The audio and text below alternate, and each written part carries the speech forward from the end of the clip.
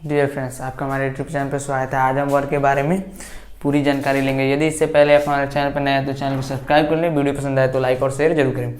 तो आइए हम देखते हैं वर्ग यानी कि स्क्वायर के बारे में। तो पहले हम इसकी परिभाषा जान लेते हैं कि इसकी परिभाषा क्या होती है।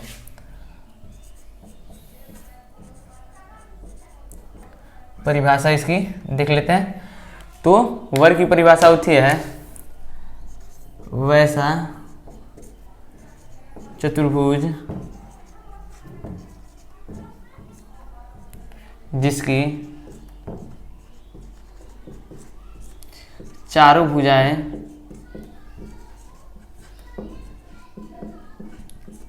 आपस में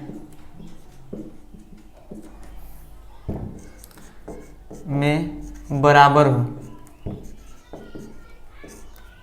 हो उसे वर्ग कहते हैं।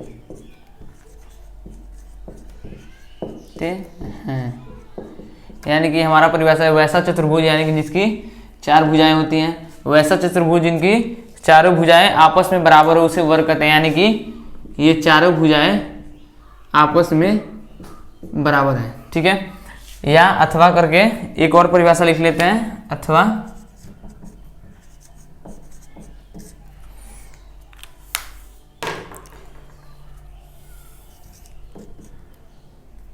अथवा करके एक और परिभाषा लिखते हैं।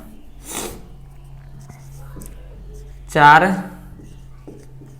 रेखा खंडों से घिरी हुई वैसी आकृति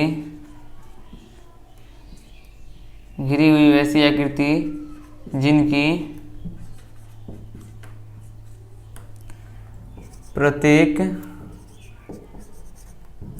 प्रत्येक रेखा खंड की लंबाई समान हो। हमारे दोनों परिभाषा में जाहिर सी है कि एक ही बात कहा गया है कि उनकी चारों भुजाएं या रेखाखंड हो जो भी आपस में समान हो। यानी कि ये रेखाखंड भी हो सकता है क्योंकि रेखाखंड वो होते हैं जो किसी अनंत या अनंत बिंदु तक नहीं बढ़ाए जा सके, यानी कि उनका अंतिम और प्रारंभिक बिंदु होता है। इसमें भी यहाँ पे इसका अंतिम और प्रारंभिक बिंदु है, इसलिए ये एक रेखाखंड है।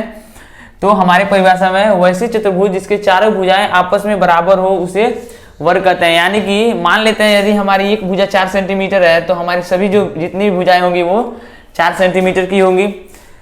तो ये हमारे पास दो परिभाषाएं हो गई। पहली परिभाषा की वैसा चतुर्भुज जिनकी चारों भुजाएं आपस में बराबर हो उसे वर्ग कहते हैं। और हमारा दूसरा परिभाषा अथवा करके चार रेखाखंडों से घिरी हुई वैसी आकृति जिनकी प्रत्येक रेखाखंड की लंबाई समान हो। यानी कि हम एक वर्ग को जिस प्रकार यानी कि अपनी भाषा में परिभाषित कर दें वही हमारे वर्ग की परिभाषा हो जाएगी।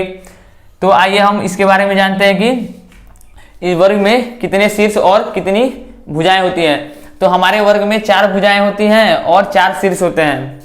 लिख देता हूं, वर्ग में कुल 4 भुजाएं व 4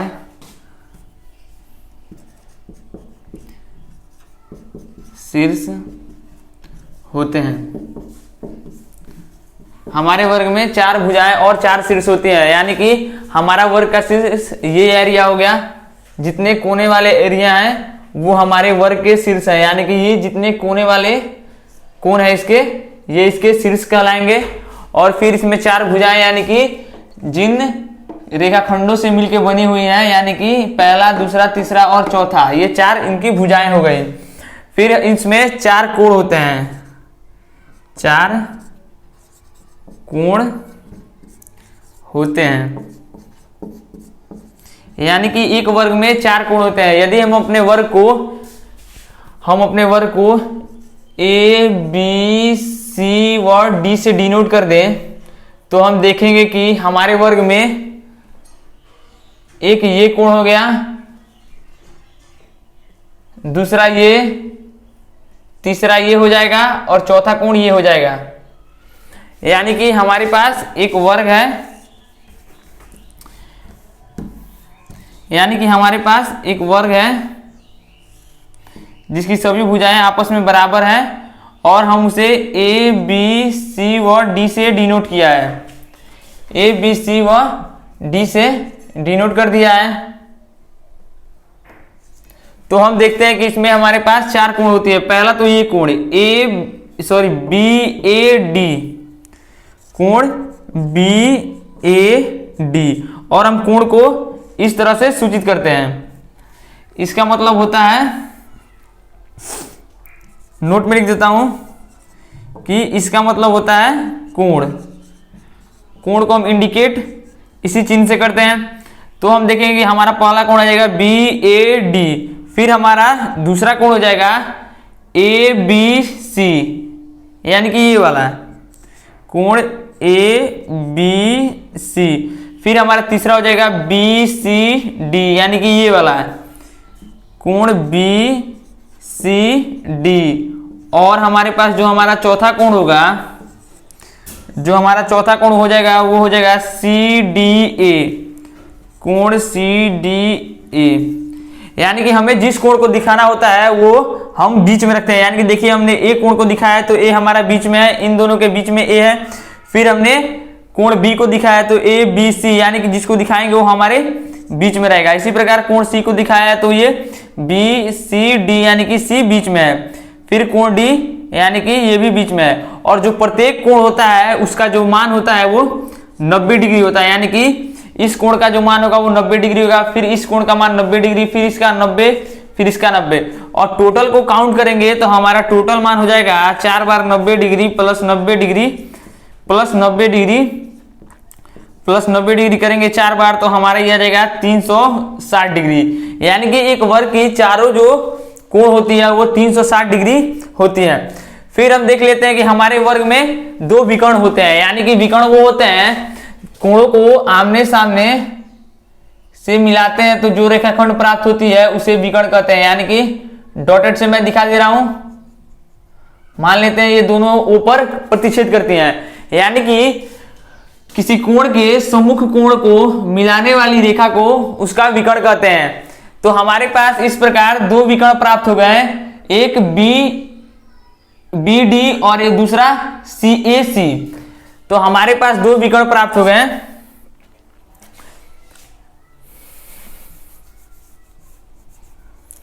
तो हमारे पास दो विकर्ण प्राप्त हो गए हैं। पहला विकर्ण वर्ग में कुल दो विकर्ण होते हैं।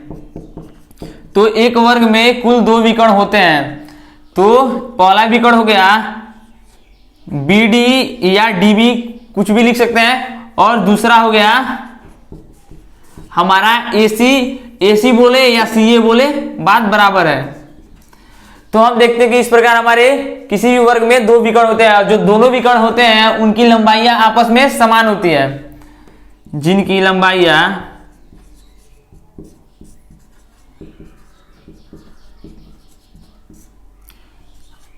आपस में समान होती है, जिनकी लंबाइयां आपस में समान होती है। जरूरी नहीं है कि हम किसी वर्ग को ए बी सी डी से ही डिनोट करें।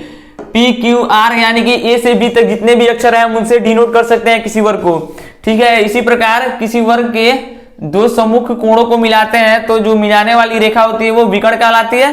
और विकर्ण हमारे किसी भी वर्ग में विकर्ण दो होते हैं और दोनों विकर्णों की लंबाई आपस में समान होती है। तो हम वर्ग के विकर्ण के बारे में जान गए कि विकर्ण वो होते हैं जो किसी वर्ग के सम्मुख भुजा, यानी कि ये भुजा डी है, इसके सामने वाली भुजा बी को मिलाने वाली रेखा उसके विकर्ण कहलाती है। तो अब हम वर्ग के कुछ फॉर्मूलों को जान लेंगे। यानी कि जैसे कि वर्ग का क्षेत्रफल, वर्ग का क्षेत्रफल, वर्ग का क्षेत्रफल होता है भुजा गुणे भुजा, यानी कि हमारा हो जाएगा ये भुजा स्क्वायर। किसी भी वर्ग का क्षेत्रफल होता है भुजा स्क्वायर, यानी कि भुजा गुणे भुजा यानी कि भुजा स्क्वायर, जिसे हम प्रत्येक भुजा को ए से डिनोट करते हैं। हम अपने प्रत्येक भुजा को ए से डिनोट करते हैं, इसलिए हम इसे भुजा स्क्वायर यानी कि हमारा भुजा स्क्वायर हो जाएगा ए स्क्वायर। हम इसे ए स्क्वायर भी लिख सकते हैं, या हम इसे एक्स से डिनोट कर रहे हैं तो यहाँ पे हमारा एक्स स्क्वायर हो जाता है। फिर वर्ग का परिमिति, वर्ग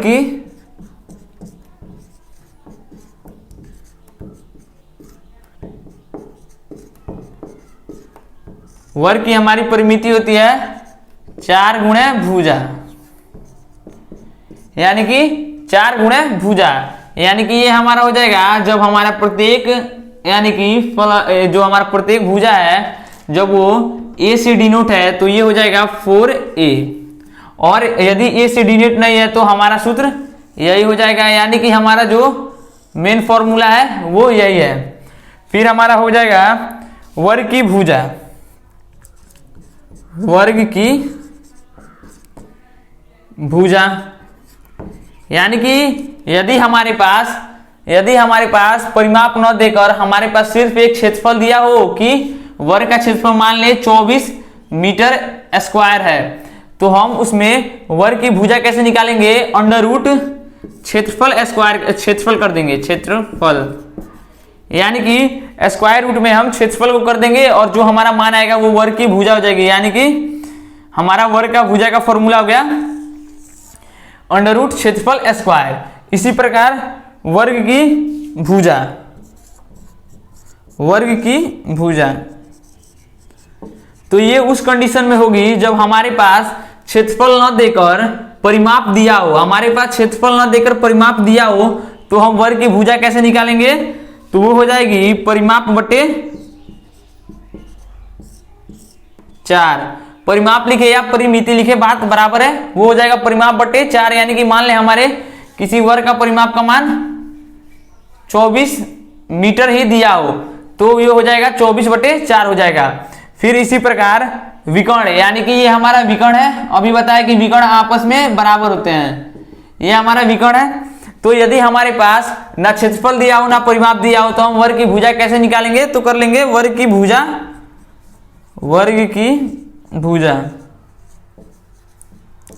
तो जब हमारे पास विकर्ण दिया हो तो वर्ग की भुजा हो जाएगी हमारी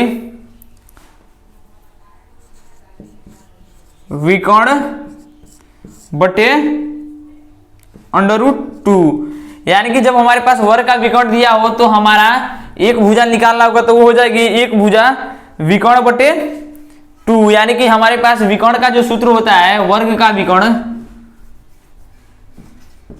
वर्ग का विकर्ण, तो जो वर्ग के विकर्ण का सूत्र होता है वो होता है अंडर रूट 2 गुणे 1 भुजा, अंडर रूट 2 गुणे 1 भुजा,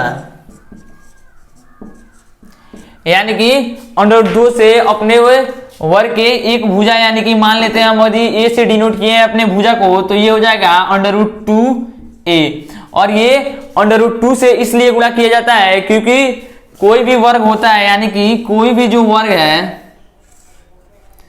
कोई वर्ग है, मान लेते हैं ए बी सी और डी कोई वर्ग है, यदि हम उनके प्रत्येक भुजा को ए से डिनोट करते हैं, यदि हम उसके प्रत्येक भुजा को ए से डिनोट करते हैं तो मान लीजिए हम एक विकर्ण बना देते हैं ए सी, ए और सी को मिला दिए तो हमारा एक विकर्ण मिल गया ए सी। अब हमें विकर्ण यानी कि इसको ज्ञात करना है, ठीक है, तो हम इसको कैसे ज्ञात करेंगे, तो हम देखते हैं जब इतना हम निकाल देते हैं, इसको छोड़ दीजिए, इतना निकाल दिए तो हमारे पास एक समकोण त्रिभुज प्राप्त हुआ जिसका ये 90 डिग्री एंगल है। अब हम जानते हैं जब हमारे समकोण त्रिभुज में दो भुजाएं दी होती है और तीसरी भुजा हमें ज्ञात करनी होती है तो हम पाइथागोरस प्रमेय का प्रयोग करके अपनी तीसरी भुजा को ज्ञात कर लेते हैं। तो हम इसमें पाइथागोरस प्रमेय लगाएंगे, पाइथागोरस प्रमेय से, पाइथागोरस प्रमेय से, तो पाइथागोरस प्रमेय हमारा कहता है कि कोण यानी कि सबसे बड़ी भुजा का वर्ग दो भुजाओं के वर्ग के बराबर होता है, यानी कि AC स्क्वायर बराबर AD स्क्वायर धन DC स्क्वायर। ये उधर का है, यानी कि हमारा AC कितना है ज्ञात करना है, और हमारा AD A है तो स्क्वायर हो जाएगा, प्लस DC A है तो उसका भी स्क्वायर हो जाएगा, यानी कि ये आ जाएगा AC बराबर √2 A square plus A square. AC पर से स्क्वायर हटेगा तो इधर रूट के रूप में आ जाएगा, और जब हम इसको इतने को AC यानी कि AC बराबर √2 A square plus A square है, ठीक है।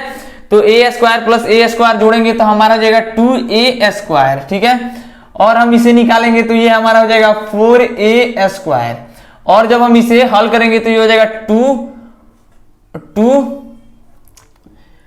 2A square. तो ये हमारा हो गया, यहां से हो जाएगा 2A स्क्वायर हो गया।